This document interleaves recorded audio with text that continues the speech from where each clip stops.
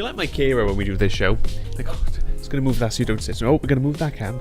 I feel like a while since we've done this. You know, I was just thinking that. Right, what's the date today? Saturday, right? That's not a date. So But what's that is the day of the week, though, yes. It's Saturday. We didn't record a The call 11th. this week, right? And then we did it like Tuesday last week, right? Yeah. Because you were off last week. Yeah. It feels like fucking ages. So, yeah, this is like over a week. What's going on, internet? How is it going? I'm Dan Howles. AKA Dover. This is the glorious Dan Loder.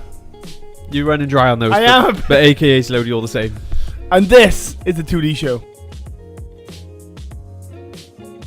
Yeah, I should really think about what I'm going to say before I start speaking. Like this, I need more.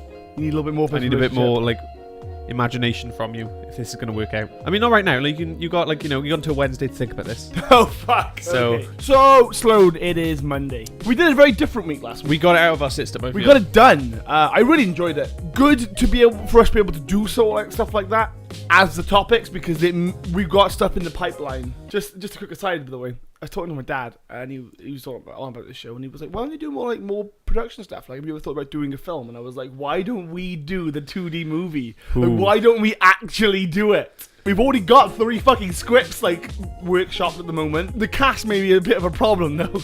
Like Patrick Stewart, you were fucking fantastic in Logan, and he ain't fucking about. Like he is on his Twitter game. He knows what's up on the internet. I can pay you 3 bottles of Pepsi Max. If you come down to film the movie with us, then that would be swell. That would be dandy. So slowed. It's a Monday. It is. It's my topic. So there's one open there, mind. That's finished with. This is smaller than a 2-litre bottle of Pepsi Max, though. I'm drinking 2 of these in a day. You're drinking like 8 litres of Pepsi. I'll drink 4 litres of Pepsi Max a day, easy. I can drink 2-litre bottles. Do you pee a lot then? You know I pee a lot. You I also really pee fast. Let's have a wide set urethra. That's a Mean Girls reference. So my topic today stems from an article I read on Reddit. And do you remember way back when we did the medical anomalies or whatever, when the guy who ate fucking knives or whatever? Yeah. Pakistani guy? This is an article that I found, and it happened in 1993. Oh, so we're quite late to the game. We are, but I feel like you need to know about it. So this is a guy, did he go too far? Right, or okay. was this just for the situation he was in? Boiled down I've cannibalized a couple of articles, like Daily Mail and shit, and I've kind of put it down into bullet points, so I'm going to be reading off my iPad, right? And I'm not going to read the headline that Daily Mail put you yet. I'll read that to you at the end, and then you can see if it's just or unjust. In 1993, the 43-year-old Frenchman, Emile Lira, had been driving his Citroen 2CV across the Moroccan desert in a city called Tantan. 43-year-old, 1993, wants to go fucking Africa, drive around in his little Citroen car, right? I mean, fair. Car is known in Africa as the Steel Camel. This car is not gonna fucking die, because it will pretty much go anywhere. Traveling along the dirt roads, he was stopped at a military checkpoint, and they advised him, fucking stop. This is too dangerous, right? Do not go down this way. He was then quoted saying, "I wanted to go off-road anyway, because I've traveled around Africa about 10 times and knew the region well, therefore had no concerns." Can you start to see the picture slowed? 43-year-old white guy's been to Africa a bunch of times, driving around the desert in this fucking Steel Camel, right? Right, okay. The military come up to him and like, "Dude, this is rocky as fuck. Do not go this way." And he goes, "I've been here before. I can do this." Good on him, right? Unfortunately, and unfortunately is in bold, he soon had problems navigating the terrain and lost control of his car before crashing into a rock. Is kind of expected. He's now stranded. The nearest village is 20 miles away, and Emile didn't feel he can make it on foot. This is the first thing I have wrong with this article. 20 miles ain't that far. If it was a life or death situation, you had to walk 20 miles. But he's in the middle of the desert, dude. Like, that's quite sunny. I've got pictures. Like, he also has food and water with him. He has supplies. Oh, okay. He went to the desert to live in the desert. He knows what he's doing. He's done this like 10 times. This is where we learned that this guy is an engineer. Is this like the plot of Iron Man that you're giving me now, Dove? After considering his options, Emile decided that his best course of action was to use parts from the car to create a makeshift motorbike. Of course, like that's the first thing I would think. So the headline is "The Real Tony Stark: how a French electrician, not how a French electrician stranded in the Moroccan desert rebuilt a wrecked car as a motorbike, then drove back to civilization. He had a small cache of food, water, and a hacksaw. He started by removing the Citroen's body, which he used as shelter to sleep under. Now, who took the picture is the next fucking question. But he stripped the car and slept in the car, right? And there's all the parts. I also don't know why he's naked in the picture. But fuck it, if you're gonna do it, it's not like he's in the middle of fucking Australia's outback or something. It's just sandy. It's gonna be warm, and you're gonna have sunburn. Maybe don't take all your clothes off if you could deal with fucking sunstroke. Built the bike. He shortened the car's chassis before reattaching the axles and the two of the wheels. He thought it would take him just a few days to construct the motorcycle. It ended up taking 12. 12 days. So this guy slept in this iron camel for 12 days, turning the guts of a car into a motorbike to travel 20 miles. And this is my problem with this article, right? Well, you Google. Yeah, I'm gonna Google how long Google thinks it takes. Already done this. This is where I can bring my maths into it. So I've done a little bit of maths for you, right? If you took no breaks, the average walking speed is 3 miles an hour. So it would take you about 8 hours. So that's 480 minutes. So I thought, hey, how many minutes would this guy have to walk a day?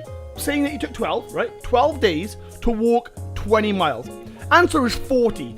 This guy thought it was easier to strip a fucking car and turn it into a different vehicle than walk 40 minutes a day. I think he went there, he had a bet with someone, being like, I can turn a car into a motorcycle. This'll fucking prove him wrong. With just half a litre of water left, Emil started his ride back to civilization. Now, I'm not gonna lie, the bike looks fucking badass. Fair play. Like, I am impressed with the bike. Now, this is why I think this entire story is made up, and he just wanted to turn a fucking car into a bike. When he arrived at the nearest town, the police fined him because the registration documents for his car no longer corresponded to what he was driving, and the vehicle was not road legal. So I think he fucking scrapyard challenged this fucking car into a motorbike. The police were like, that's not a fucking car. And he's like, dude, I'm stuck in the desert for 12 days. Like, we'll carry a hacksaw. Or if you just got that in the back, you got my food, got my water, got a hacksaw. I think when he says like, oh, I didn't think you could make it on foot, I think it was more that he thought, well, that would just be boring. Yeah. Like, why did I, camp out, see if I can fucking, let's make some sort of holiday of this. And then when shit starts to get a bit too rough, if I don't think I can do it, then I'll walk back. But he's got food and water to get in there. Meaning that he sat down, planned this trip, right? He was like, right, I'm going to need food and water for 12 days to cross this desert in this car, right? Crashes his car and is like, at least I've got food and water. Eats all the food and water. He could have made the journey in 4 days and still had food and water left over. Yep. Like, he didn't need to build the fucking motorbike. He didn't need to.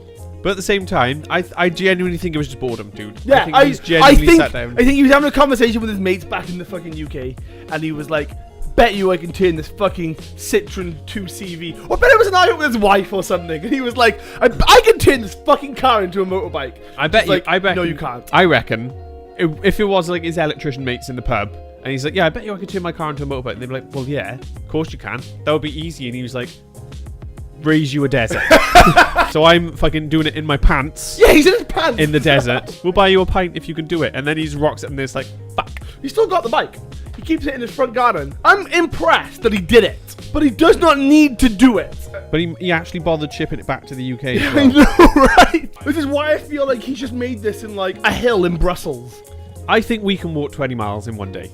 Thank fuck you didn't say turn a car into a bike. No, I think you can walk 20 miles in a day. I think we should now. I think that should be one of like a special episode. 10 miles there, 10 miles back. Fuck it, let's do it. I'm challenging us. Okay. One day we'll do it. One day. We'll think about it. But I'm also looking, this guy's not out of shape. He's not a fat guy. He's pretty, he's confident enough to be in his pants and take a photo. He'd have walked that quite well, I think. I think he would have done 20 miles easier than us. I mean, I know it's obviously like not good conditions, like walking around the desert and stuff, but you survived for 12 days out there. Exactly. If anything's going to eat him, it would have eaten him when he was asleep. Do you ever watch The Dark Knight? You must have, with the Joker. And where the fucking Batmobile's about to explode, and he fucking converts it to the Batbike, and he fucking shoots off. Yeah, but there was a lot of like pre-thought in the Bruce Wayne edition. That's fair. Like he had obviously thought like, oh, what if I get stranded in the Moroccan desert? I reckon he did. I reckon he was like... So, do you reckon this guy's Bruce Wayne? And I reckon you're right. Someone challenged him, or he had a fucking argument with his wife, or his wife was like, I don't fucking love you anymore. I only like fucking bikers. I need a free spirit. Someone who can go anywhere he wants. Like, I'll fucking show you, Jennifer. Fucking walked off, turned his car into a bike, and be like, this'll make her love me again. She's like, you fucking ruined our car. And he was like, I was in Africa, right? You won't fucking believe this. So maybe he just had like a midlife crisis in his garden. I think he did. And his wife's like, what have you done to my car? And he was like, how much do you trust me? Because this is going to sound really implausible. But I promise it's true. I promise you it happened. We're belittling this man's achievement, but like he could have just done... Like, I couldn't do it. Fair play. Like, it doesn't matter what story you put behind it. Like, we couldn't have fucking done that in like a fucking workshop, let alone in the middle of a desert with a hacksaw. Thank you for sharing that. Like, I mean, I did enjoy that story. And it does generate a lot more questions than it answers. It definitely does. But I'm okay with that. Like, some things you just don't really need to know. God bless you, Emil. Fair play, dude. Like, that's pretty well done. Yeah, so thanks for watching, guys. This has been the Monday show. I'm Dan Howles. That's Dan Loder. Remember, we come out 3 times a week, every Monday, every Wednesday, and every Friday. We do. If you want to get your topics on the show, what can you do, Slode? You can email us, topics@TwoDeeShow.com. We are on Twitter, @TwoDee Show. Use the hashtag #ChewItOut. We're also on Facebook, so you can find us on Facebook, send messages. You can watch all our videos on there. We link them back to our YouTube. Our YouTube is youtube.2dshow.com. You can go there, like, share, subscribe, do all that wonderful stuff. And I think that's it, though. One more thing is that we're getting closer to 100 subscribers, right? Yeah. I really want 100 subs for the reason you just made, is that our URL for YouTube is backwards. Everything is like facebook.com, YouTube, like twitter.com/2D Show. Facebook is the only thing that is youtube.2dshow.com, because YouTube won't give us a custom URL. So if you can get us to 100 subs, we will get this custom URL. So what I have said, an open challenge to anyone who wants to try and call me on my bullshit, that if you can help us get to 100 subs by liking, sharing, subscribing, sort of just getting the message out there a little bit more, that I will let this man wax my legs to mid-thigh. To mid-fucking-thigh. For you guys. We'll make a video of it. We'll make a day of it. We'll have a little fucking barbecue. We'll have a family fun day. And in the middle of it, I'll just get my legs waxed. Boosh. Yeah, it'll be the middle of a topic. The first oh my god, this just surprised me. Just have to wear shorts for an entire week, and then suddenly you just have to try and wax my legs. 2D Mastermind the return. What, are you gonna wax my...